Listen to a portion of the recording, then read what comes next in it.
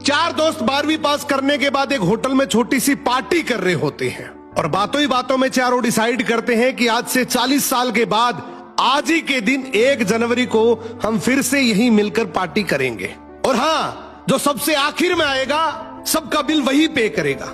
Hotel का waiter भी ये सब देख रहा था, कहने लगा 40 साल बाद अगर मैं भी यहीं रहा तो आपकी ये पार्टी जरूर देखूंगा। ठीक 40 साल बाद पहला दोस्त होटल पहुंचता है तो देखता है वो होटल अब 5 स्टार बन चुका है।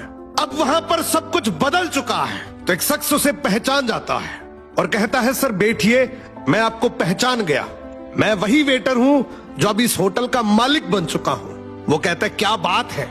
इतने में दूसरा दोस्त आ जाता है, दोनों की बातचीत शुरू होती है कि बिजनेस ग्रो कर गया, सब कुछ अच्छा चल रहा है। दोनों अपनी अपनी बातें शेयर कर ही रहे होते हैं कि तीसरा दोस्त भी पहुंच जाता है, लेकिन चौथा दोस्त अब भी नहीं आया।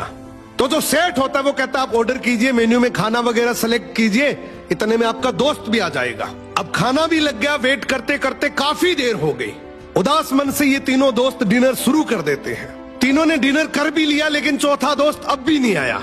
अब जब बिल देने की बारी आती है तो कहते हैं कि विकास तो शायद बहुत बड़ा आदमी बन गया, हम सबको इग्नोर कर रहा है, चलो हम ही बिल पे कर देते हैं। जैसे ही बिल पे करने के लिए काउंटर पे पहुंचे तो काउंटर का मैनेजर बोला आपका बिल तो ऑलरेडी पे हो चुका है।